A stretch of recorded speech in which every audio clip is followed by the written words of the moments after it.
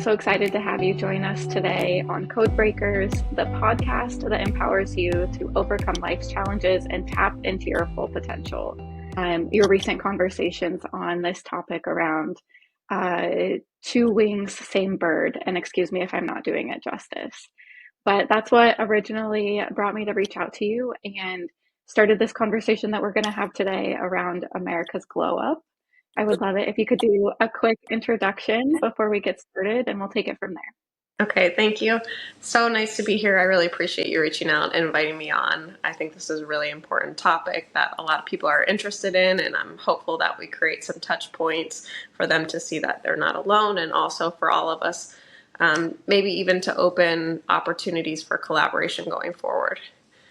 So introduction-wise, I live in New Orleans. I'm an energy healer, and I primarily specialize in belief repatterning as it pertains to breakthroughs in habits of thinking, feeling, and behaving. I've been doing behavioral work with increasing specificity since 2013 after I left the advisory practice of a Big Four accounting firm. And with that skill set, I've been watching what's happening on a national stage, and that's what brought me to the idea of two wings, one bird, where it seems as though there are gaps for, let's say, like mutual understanding and progress. And I'm excited to talk about those with you today and what we might be able to do. Yeah, absolutely. So thank you, first of all, for your creativity and coming up with this, because I think it hits on such an important topic, which is the divisiveness that a lot of us see and feel around our country today. And I was inspired when I first saw it because I think it sparked a conversation around where do we go from here? And I feel like, and I'd be curious if you agree with this, that we seem to be at somewhat of a turning point where folks are recognizing that we likely have more in common than we don't. And there's more there for each of us if we spend more of our energy trying to find those commonalities and a path forward based on those commonalities. When we talk about an American glow up, what does that mean to you? And why do you think it's so important right now? Thank you. Yeah. Well, first I want to just reflect back to you the idea of repairing the divide, which to me speaks to the inherent and natural wholeness. I think a lot of the work that we're doing is actually dispelling illusion of separateness, dispelling illusion of disagreement. And to do that, I find that one does need to hold a lot of information at once. And I think that barriers to doing that are very real. People's mental, emotional, financial, energetic bandwidths are already spoken for. And so to do like the labor of actually reaching for what is real is challenging. And I think that's how some of these more fingertippy concepts and roll-up phrases get legs, because nobody has time to build them themselves. Yeah, a lot of folks are still very much, I mean, there's the information overload, but beyond that, I think there's an element of a lot of people in our country and in our world are in a state of survival, and that makes it very difficult, to your point, to have the capacity to do their own research, to think about these things outside of what they're doing every day, let alone come up with a viable path forward for more people than perhaps just themselves and their immediate family. Yeah, great point about the overload. I agree. And I think that that ties back to some of the points that we'll get to later as far as barriers via fear. And one of the barriers I think that we've established is this idea of inferiority. I'm ashamed. I'm overload. I'm ashamed. I don't have bandwidth. And without being able to claim the okayness of that, it makes an alternative unreachable. Yeah, absolutely. As, It as almost prevents you from doing a small thing in your area because maybe it doesn't feel like enough, but sometimes even the smallest bits of action can make waves. Mhm. Yeah, and I find with clients, that's generally the first place we go, which is complete validation of the current experience, regardless of how you think you could or should be handling it. If you feel overloaded, chances are it's for good reason. And so rather than trying to make yourself not feel overloaded, what if you just tended to the okayness of it and allow space for the full experience of being overloaded? Wow. So this philosophy or this approach of just like this radical acceptance that it is what it is for the time being, and that's step one, is accepting that before I can do anything else. Hmm. And that goes to the glow up idea. So that came to me in prep, and I think it's a reflection of what happens when you leave an unhealthy relationship and you come to terms with your participation in that relationship, which affords Absolutely. you a greater level of ownership and responsibility.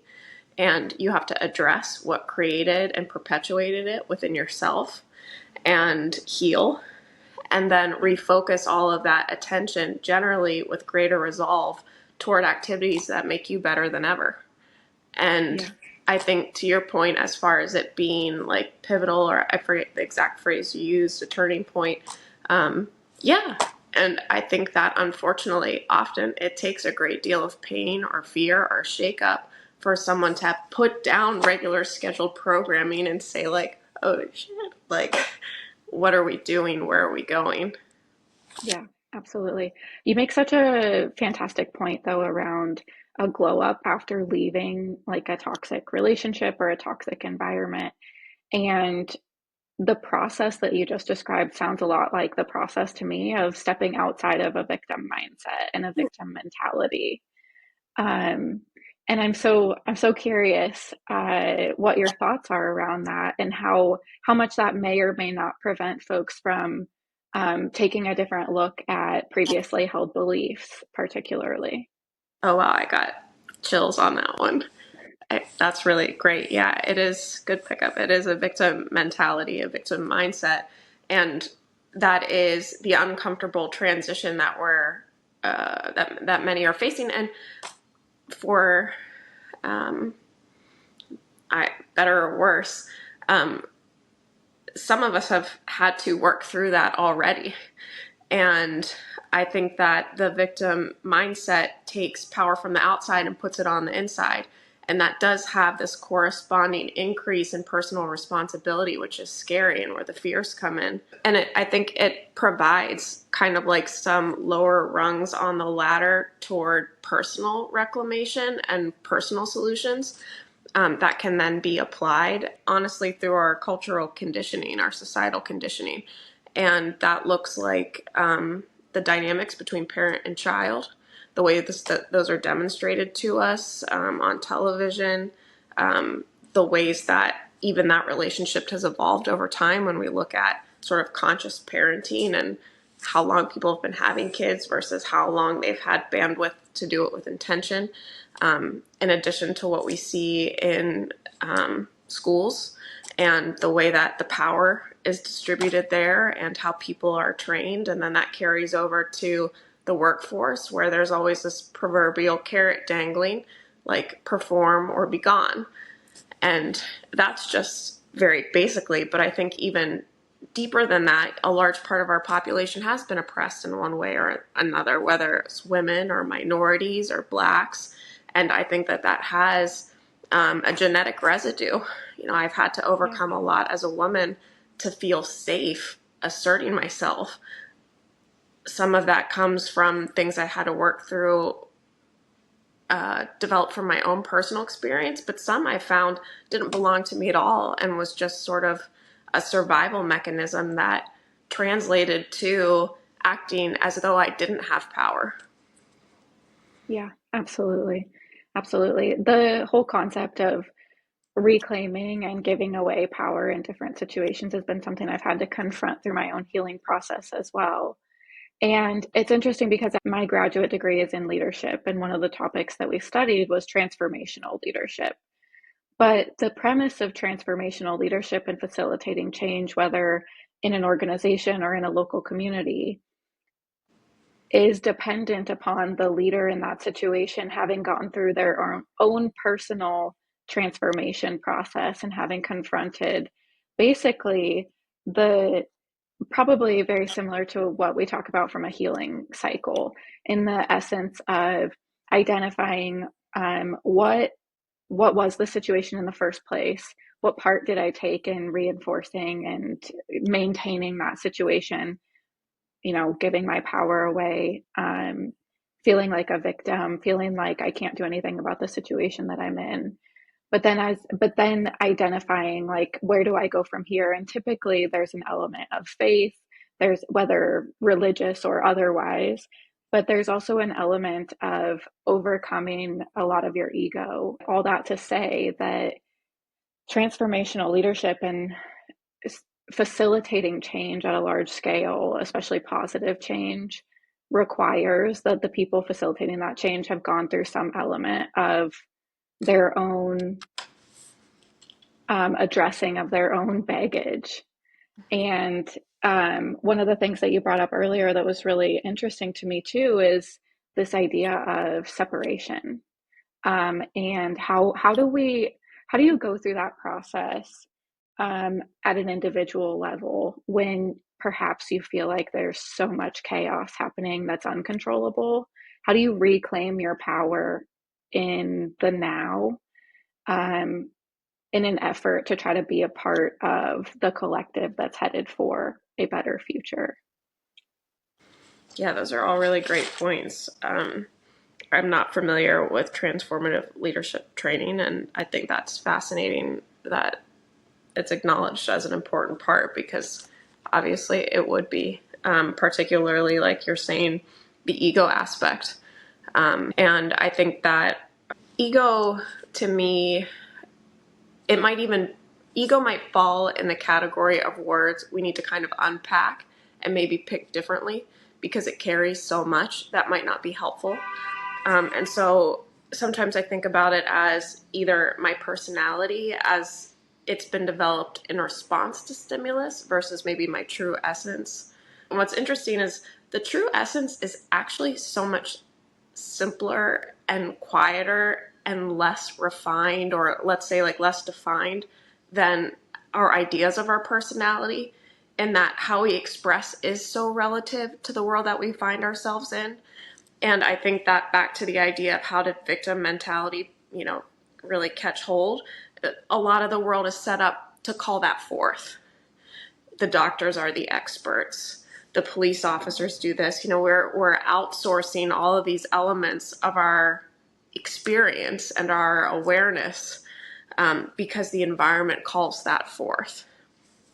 Wow. Um, Sorry, I just want to jump in really quick because that makes me think of like just this idea that no one's coming to save you, right? Which I I can appreciate. I definitely think I've been in those moments, and then I've had to learn the alternative, how and when to lean on my community. But with where we are today as a society, like the current system that we live in, and speaking to kind of the survival state that many people are in, whether it's just to pay their bills or they're working two jobs to get by, what have you, it's almost like there's potentially this. I've struggled personally with why does it seem like so few people care and want to get involved in the path forward? And what you were just talking through made me think of, the compassion to have for people who are in the scenario that they're almost, lack of a better word, trapped in the system and like unable to step outside of that, whether it's to see their complicity in the system or recognize, that they are even playing a part in it, let alone how do they step outside of it. Yeah, I think that's really interesting. And so, as far as reclamation of power, and no one coming to save you, I think we come back again to this idea of radical acceptance, of really seeing that, like, um, the first word that comes to me is intensity, but like the intensity of the situation. Um, Yeah. and I love that you pointed out that there is a time and place for community. And I think the over reliance on self is what in some ways fuels what isn't working. I think one of the bigger leverage points to consider is how embedded we are in pre-existing ideas of success. And thinking originates from points of identity and includes certain parameters and assumptions that are often invisible. For example, self-worth and identity are largely connected to our ideas of personal success. And that connection usually goes unquestioned because of its pervasiveness and that it exists even under conditioned ideas of success. So success would be an easier concept to see the influence of conditioning. This is what it looks like, thanks 90s movies. But again, the similarly conditioned invisible connection to even the idea that personal success is a thing hides where we could be creating need serving and expression structures differently. Wow. Okay, so let's talk through that a little bit. Essentially, is this the challenge to think about how do we move beyond traditional success metrics, maybe on the personal level, but also uh, on the macro level, like GDP, profit margins, revenue, like all the things that make capitalism go round? Or are you headed somewhere else with this line of thinking? Well, I think that ultimately, yes. And so what came to me when I was putting together those notes was um, need serving and expression structures differently. So we're taught to think even about how we could participate or we could possibly participate with each other without realizing we've been taught how to think, how to participate with each other. And so Wow.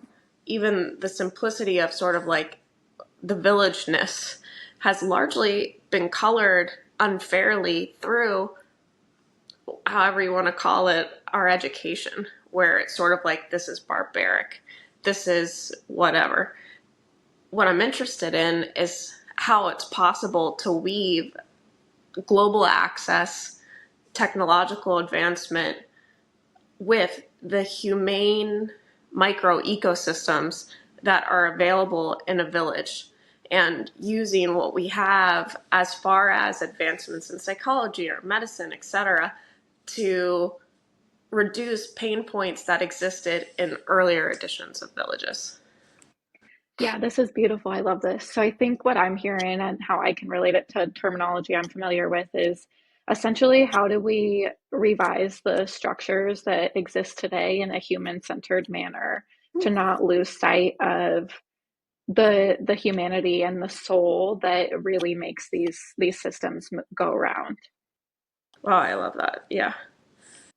Wow, this is just such a synchronistic moment of like my when I started my grad school program, I don't know what it is, but I've always been obsessed with leadership like as long as I can remember.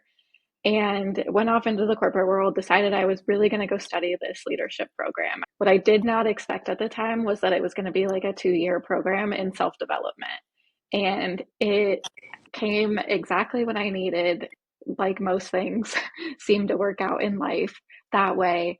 But then to be now 3 years hence, and not only recognize where we are as a society, but to be having such a beautiful conversation on like where to not to gripe about where we are, but to confront the realities of where we are and say where do we go from here, but not only where do we go from here, how do we prioritize the human in that and do that from the get-go. You know, gosh, we're humans are so silly. We're so silly. And like saying yes to the silliness and being open to your silliness and allowing it to progress are essential, because you can't jump steps. You almost have to like meet the silliness and go beyond it. And I mean that from the standpoint of like positive thinking and manifesting. And it's like, those are cool ideas, and yet they're not fleshed out entirely. And if you just stop at that station, you're going to miss actually, it's not about you. Yeah. And I think that in confronting, what we're asked to do is to talk about what's wrong. But that's not the same as griping. That's not the same as complaining. It's acknowledging. To me, that's an act of faith in God to say, like, well, would you look at Yeah. this?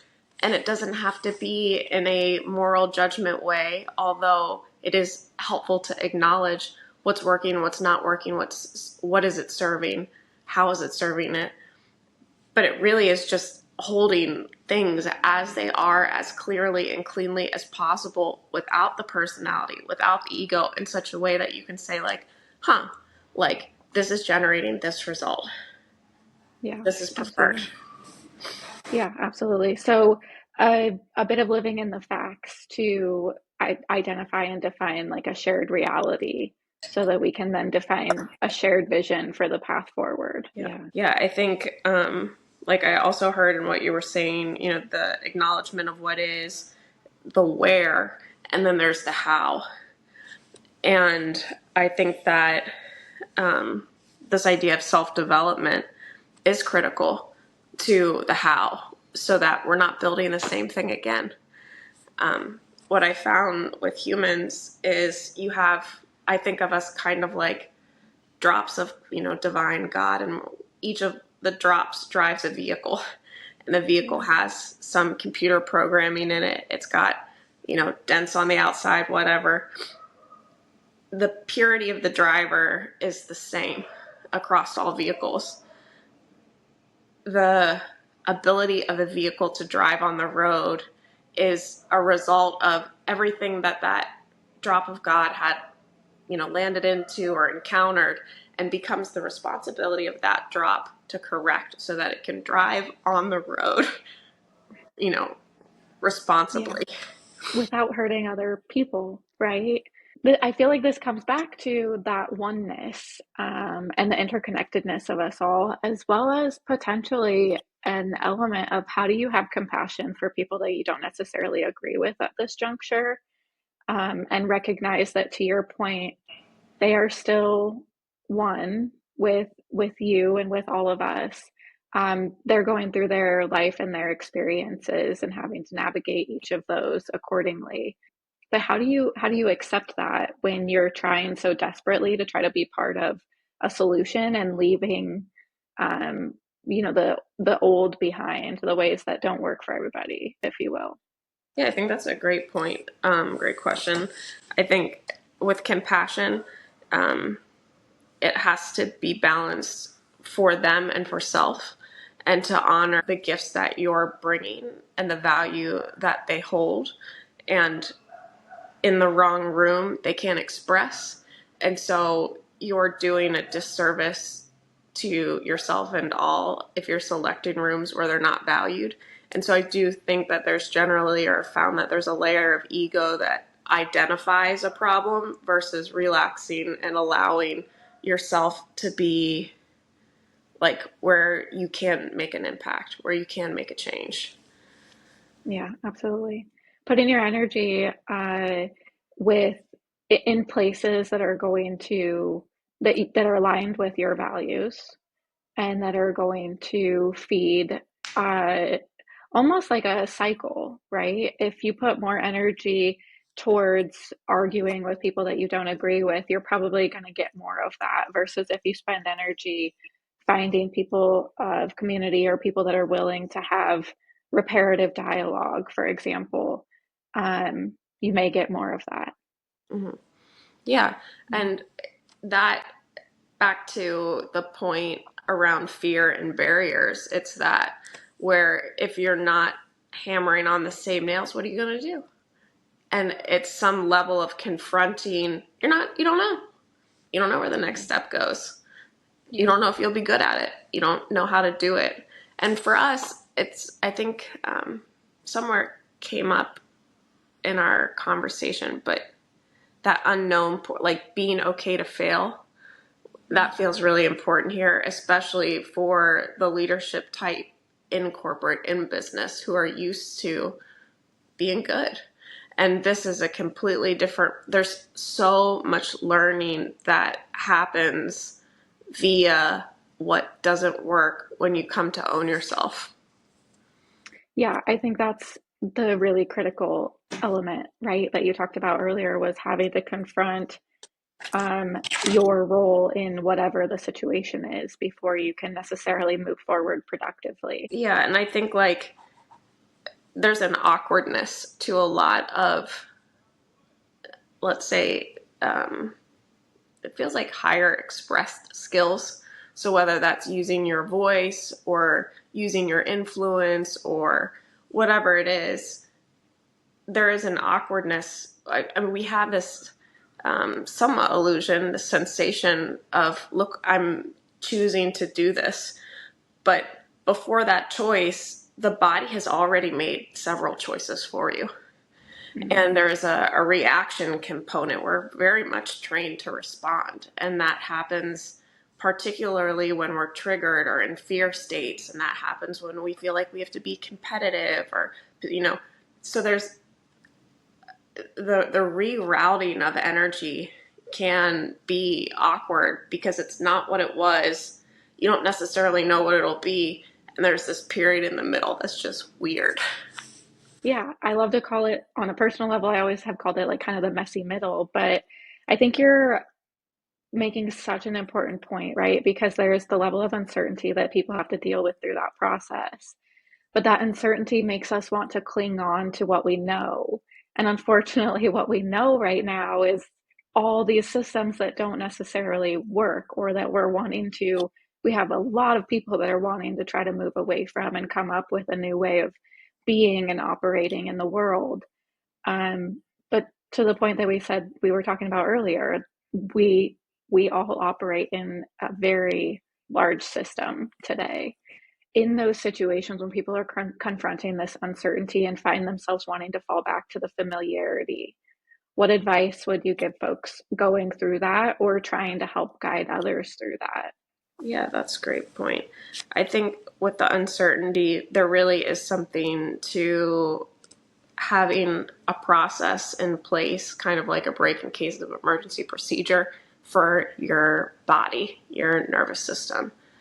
This simple practice of awareness does so much. Oh man, like here I go. And just that little space between you and your loop thoughts is so helpful. And Yeah, I can't say enough about humor when it comes to interrupting some of these patterns and yeah, kindness.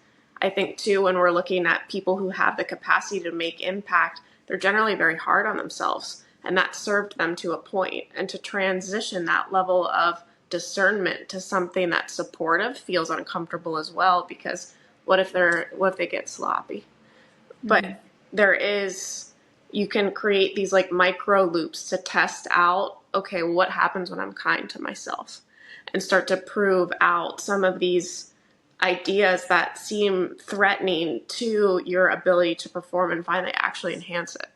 you just brought up such a fantastic point about the space between stimulus and response. And I don't know, I think that's the opportunity where, for lack of a better word, you're allowing yourself to retrain your brain. And I think while it does require a lot of intention at the beginning. I have found that the more you practice, the easier it becomes. Have you ever read the book A Man's Search for Meaning by Viktor Frankl? Yeah. So that's one of the quotes. I don't know if it comes straight from that book, but I think it's a quote that's often attributed to Viktor Frankl. And it's essentially that same thing that, between stimulus and response is a choice, and you get to make that choice.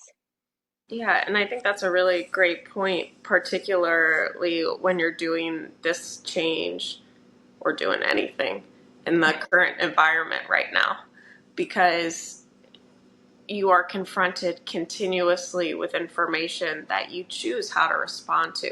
The choice is automatic until it's not.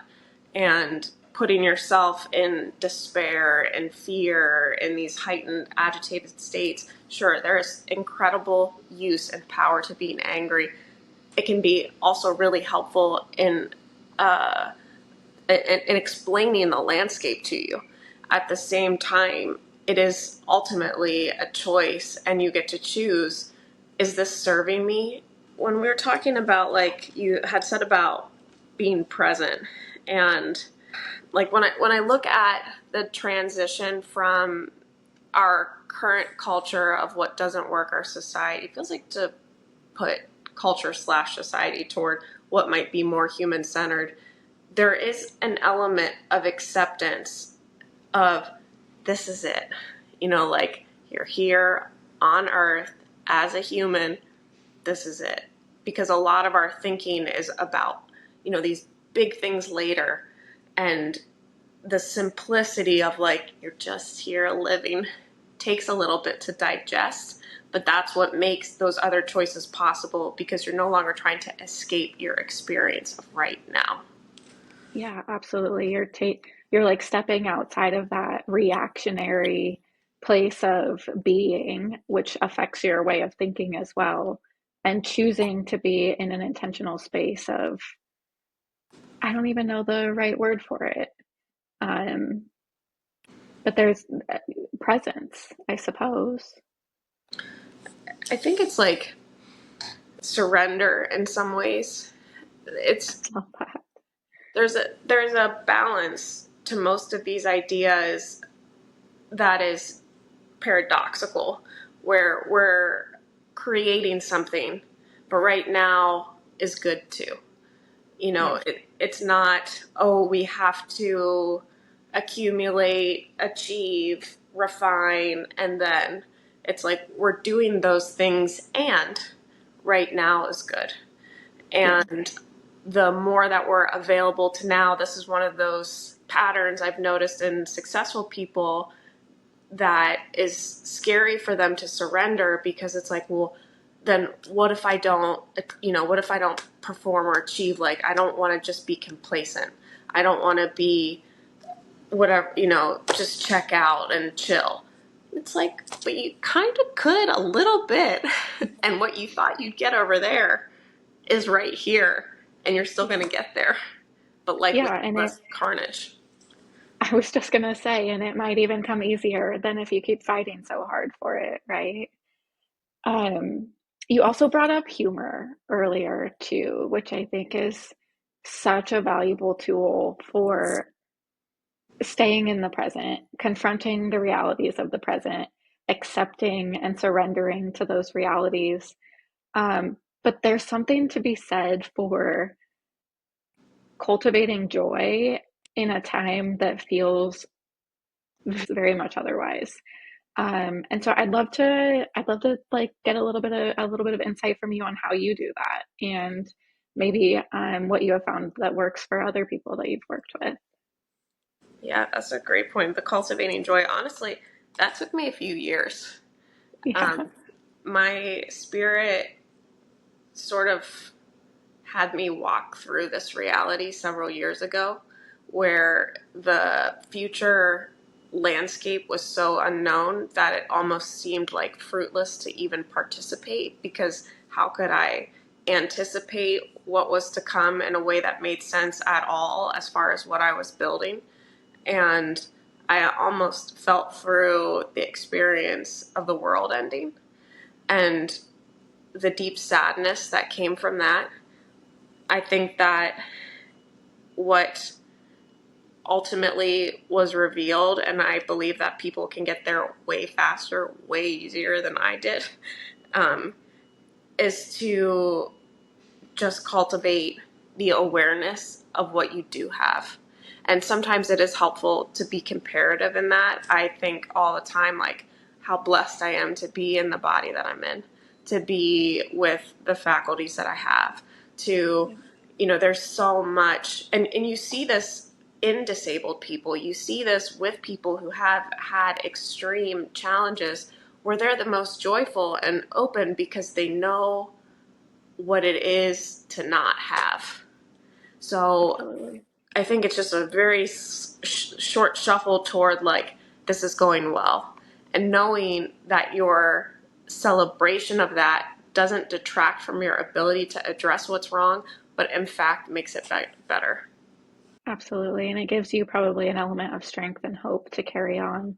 This last year in 2024, I found myself in a bit of a similar situation. And I finally, around April timeframe, came to the conclusion that I needed to surrender to the year. It wasn't what I thought the year was going to look like.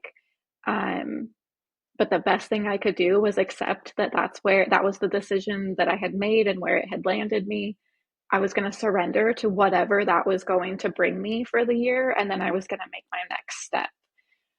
And so I think that's what allowed me to get back into the present, which then allowed me to cultivate joy more regularly.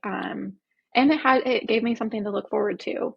because the surrender part isn't always easy. It certainly isn't always the best part of the journey, but it allowed me to step outside of that grief cycle and move towards action. And you brought up manifestation and like big believer of it, but I think one of the most important aspects is you have to act. Like the law of attraction, it requires action. When you surrender and you make this intentional choice to, okay, there's the realities of life, but I'm going to live with as much joy as possible, give gratitude for the blessings that I do have, then you can identify when, where, and why to use the anger that's going to boil up from all those other things that you probably care a lot about, but to your point, you can't do that all the time. Have you seen the movie Passengers with Jennifer Lawrence and Chris Pratt? I don't know. Okay, so this is sort of like my little plug for the importance of art and Okay. how something that's seemingly so like, you know, just aesthetic or superficial, it has incredible power to transform because it provides basically something for us to look at, to see ourselves, and to access emotion or a concept or something that otherwise maybe we wouldn't have encountered. But with Passengers, is it a great movie? Like, no, not really. but but the part that was really impactful to me was, and I'm going to ruin most of the movie when I say this, Chris Pratt is a passenger with Jennifer Lawrence on this ship to Mars, and it's going to take 90 years to get there, or some colony Okay. in outer space. His freezing pod, what was maintaining him in the age till he arrived there, malfunctions. He gets up and he's roaming this ship that's kind of like cruise shippy by himself for a couple years, and he gets really lonely. So he decides to wake up a friend. So he Okay. picks her, tells her malfunctions, or allows her to believe that. And between that time and when she finds out what really happens, they make the most of the ship's amenities. And like that little piece of like, well, I'm stuck here. How do I make the most of it? Is something that was really transformative for me, as simple and silly as that is. And I think as it pertains to surrender, there can be a lot of challenges and understanding what that really means, especially again for people who want to take ownership and make changes. Surrender is not stopping action. Surrender is relaxing the idea that things should be different. So you continue to participate as it is towards where you want it to go, but the difference is you're not thinking where you are is wrong. Yeah. Oh, where you are right now is not wrong. It is just the fact that that's where you are, right? And like I said, having something to look forward to helped stay in that space of this is where I am and I'm going to make the most of it. Yes. And I think, with the nervous system again, well, just in general with our experience, there's so much we don't know is almost like auto checked, like the box is like auto populated. So we don't know that there's a choice because the choice has never not been made. And one of Mhm. those choices is this sensation of radical presence, which is very uncomfortable or has been very uncomfortable for my body to become accustomed to. But in that place, I don't need the teaser of the future to find and allow excitement presently. I find it is very childlike and natural whenever I'm not thinking it shouldn't be. Well, I think the importance of understanding your nervous system and how it responds and being able to recognize when your body is giving you those signals is an incredible skill to be learned. So, where does somebody start? Oh, yeah, good question. Again, there are likely better, faster ways to do what I did because I insisted on kind of manually doing it myself. So I guess like I would look to resources, people who specialize in somatic, training or therapy. Um, the way that I was guided to do it um, was like just interrupting thoughts and calling my mind to a certain sequence. So I'll try to feel my heart, then my belly, then my hips, then my breast, then my third eye, that, like training myself out of thought loops just to sample what it's like to be outside of them. And then that sensation creates desire, where I see that it's preferable to the thinking, because thinking has sort of that sleazy, slimy quality of like, you got to be doing this or you're going to mess up. And it's like, Yeah. you just have to, like we were talking about earlier, is establish these feedback loops that prove otherwise. Yeah, I mean, I think it requires work at the beginning, but I'm a big proponent of somatics and meditation and all of that stuff for all the reasons that we've talked about today. There's so much value to it. Yeah, I think there's something powerful in acknowledging the habitualness of much of our discomfort. And that helps create some of that separation where you're not doing anything wrong, you're just used to doing it. Yeah, yeah. And so whether you're in an emotional pattern of grief or disempowerment, it's just that, like, you just learn to feel that way. What do you think ignites a desire to change?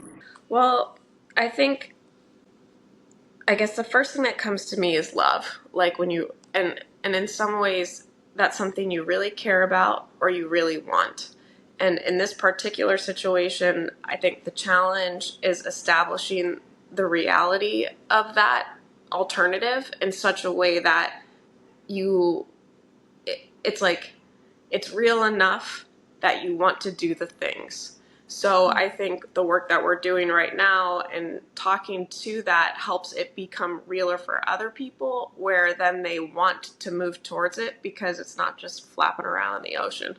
You know, I love that you start with love. I love that you start with love. But it is such a good point because again, going back to this idea that we probably all have more in common than not, how do we address or find that commonality? And it goes back to maybe that oneness, right? Like we all are little drops of God or little drops of consciousness expressing in physical form.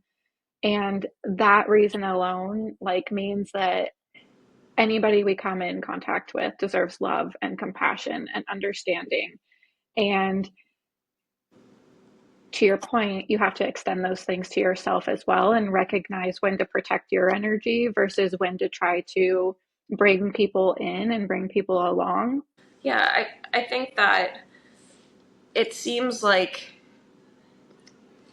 we have this sort of flower toward the sun component, and that's either been reinforced as helpful or hidden. And I think that in general, it feels good to do good when that feedback loop isn't interrupted.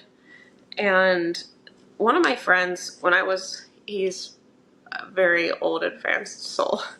When I was railing a few years ago about what I was talking about around processing the end of the world, and I was like, look at what these systems are doing. Look at this oppression. This is wrong. Allah, Allah. And Yeah. he reminded me that evil isn't conscious. And Wow. that is sort of the crux of compassion for me, and that separation between like what they're doing and who they deeply are. Because if they knew what they were doing, they wouldn't, because it's the hands biting the hand, you know? Yeah, But absolutely. in that, there's also the recognition that you can't speak through darkness to someone. Mm, There's okay. not a message of, I can't tell them awareness. It's something one has to embody. But they can be led via that light feature I was talking about with the flower, by me just demonstrating it. So I try to stay in Mm, yeah. my own lane and just demonstrate it and create within them the desire to be other, or a set of circumstances that allows. Because the other thing I learned is that if the help isn't asked for, it's harassment. So That's, yeah. And where do we go from here? What's the path forward? It's recognizing that you have to put your energy where, not only where you want and desire, but where other people want and desire. And there's an element of asking yourself, are these the people I want to be around? And do these people want to hear what I have to say? Yeah, and I think that I found to relaxation around it's the surrender component in that we are playing off each other to create change for consciousness at large. And the role that somebody plays as the villain might be right. You know, who am I to say how it is wrong? And Mhm. the guidance I've been getting recently when I ask about the role that I'm to play in the revolution is like, I'm not supposed to point at the bad guys. I'm supposed to be love. And that is not condoning or supporting wrong behavior, but it is actively building what works instead. It's leading by example. It's showing what is possible when somebody lives in the light and lives for the collective humanity. And it's very much necessary and needed at this point. And I think similarly to you, I've been asking myself, what role am I supposed to play here? And like, while I have a lot of clarity around leadership and stepping into my power as a leader for the people that are interested and willing to listen is one of them. But the other one that I often feel a little bit of conflict with is how much to address the other side of the equation. And part of that comes from like the paradox of intolerance, for example, right? That says the only thing you really should be intolerant of is hate. Um, Otherwise, there are no bounds for tolerance. And that's where I think I have historically struggled to not expend energy towards that, and instead spend energy more towards where do we go from here and engaging the people who are interested in the same topics and conversations and determining how do we go forward collectively. So it's a really interesting balancing act, if you will, because like you said, you can't, you don't want to condone it. You don't want to stay in it and just let that take all of your energy. Yeah, I think it is a balance and likely one that will individually work out for some time. I think the shock and awe of this past week. And there are a lot of things to consider. And so I just keep asking my spirit to help me. And Yeah. the guidance that I'm getting is to validate each part of the learning process. So I try something, I get feedback, I evolve. I try something, I feedback, I evolve. And not being afraid of taking a wrong step, but also being thoughtful and not running in reaction. Yeah, and I guess, I've been in this purification process for a long time, and like I imagine it will continue. But first I want to say that if you are doing these processes, as you know, and like for the audience, it looks like, oh look, I got it, and then crumble, and then you, Yes. oh look, I got it, and then crumble. And when you're doing that, you're bringing your two worlds together, which is this primary survival whatever, and then your higher ideas. It is not wrong to ping pong back and forth. You will ping Yes. pong a lot. Yes. It is maddening, but it is the way. um, Yeah. I always call that the messy middle, right? yeah, and it is. And with this piece, like I've gone from being like, oh, we're just energy, like we are.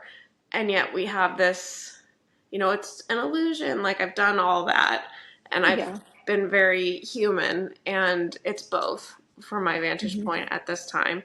And that's to say, like, I do find that there's something to what I offer with my body. And if my body is in love and safety, I don't have to say shit to anybody. They can feel it. And in that, Mm. they get a taste for it, a desire for it, what sparks their own sort of, human manifestation mechanism. But it also gives them space to look at things differently because they're in a different state. So whether or not I'm saying anything, I'm being different. And that to me is the best service I can offer at this time. Yeah, I love that so much because again, it's not an overexertion or a potential violation on any one human's desire to be educated, involved, what have you, but it's just your mere presence and way of being can be an inspiration to others to be introspective. The ego says, I need to do this because you're not in the right place. But love says, I do this because it feels better for me.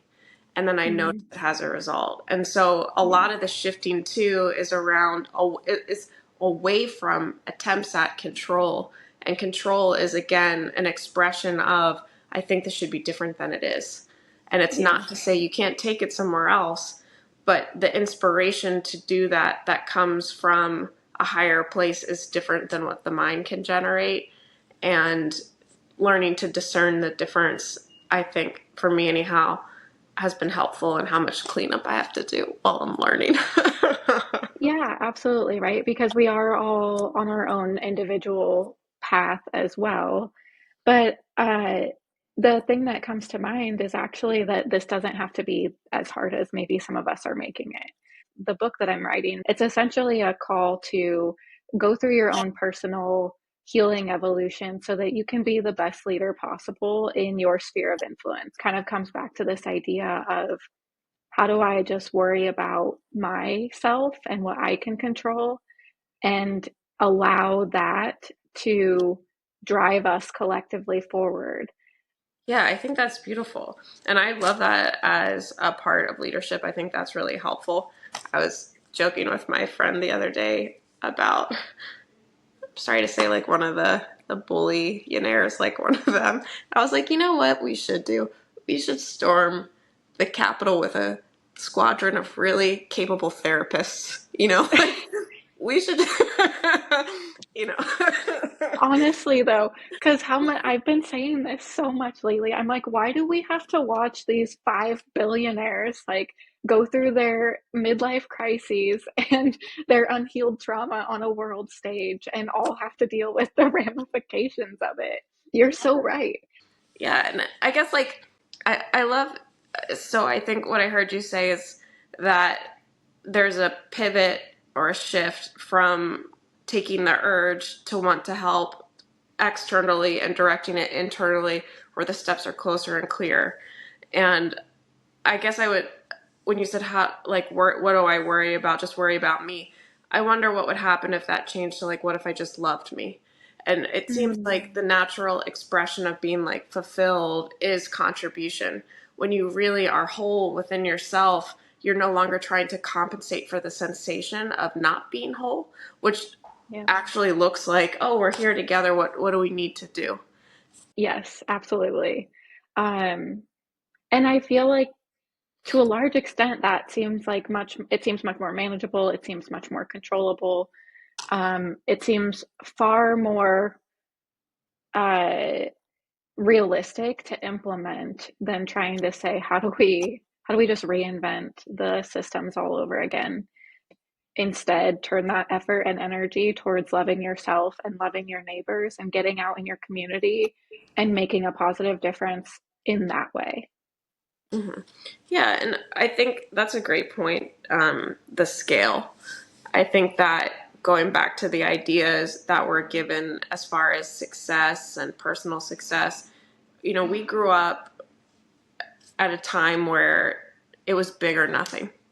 You were sort of like the tech superstar, you were the startup, savior, or you were nothing. And so our mentality is so skewed towards this grandness. And sure, that can exist, but I think the shift is actually away from that and starting to celebrate, the fires that didn't start, like the Yeah. little the little wins. And I forget if it's Aldous Huxley or somebody says about how small actual happiness really looks. The idea is basically like in comparison to the compensations, like actual happiness seems squalid. Hmm. Interesting. Like in the essence that it's more attainable than we give it credit for, or It just looks simpler. So with the work that I do with clients, a lot of it has been behavior oriented, like I said. Yeah. And why do we want to change behavior? Well, we want a different result. And what's interesting is that what you don't do often makes a bigger difference than what you do. So Wow. if I'm eating inflammatory foods, it doesn't matter how many good foods I'm eating. It's looking for the little things that you can cut. The flour's pretty hardy. It seems like it'll grow on its own, Yeah. often. But I do like the idea of cultivating it, because there is an art to investing your energy where it's balance, it's harmony, it's beauty. It's not all of this all the time. You have to be present to the experience, and it is a conversation. Um, but with joy, sometimes the best place to start is like, what could I stop doing that would help? And Yeah. there are layers to steps too, in that you might begin to identify, oh, I could say no for myself, and you're not saying no. And then there's judgment about not saying no, where the step to start might just be like, oh, that's cute, I didn't do Yeah. it again. Yeah. Where the step is about the step and changing the conversation around that. Yeah, absolutely. So along with that example, right, instead of saying, I have to stop talking to myself like this, the small step is recognizing that you're talking to yourself like that.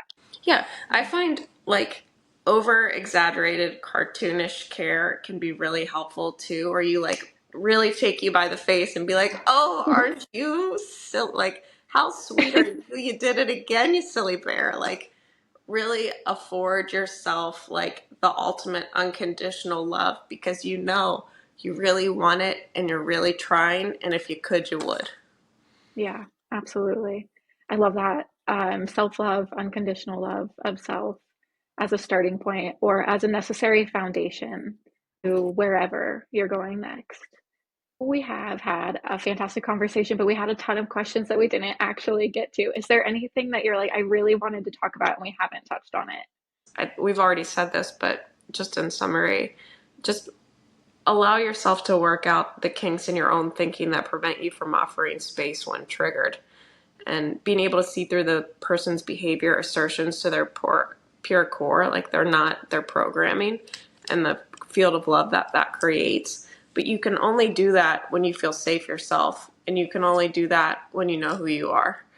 Yeah. And knowing who you are, again, there's like the personality, how you express relative to certain situations, and then the core, and the core being very simple and pure and sort of like inexplainable. um, I think just contemplating that as an idea will yield certain information that makes, like you said, I love the word foundation for self-love, like make the foundation possible. And Yeah.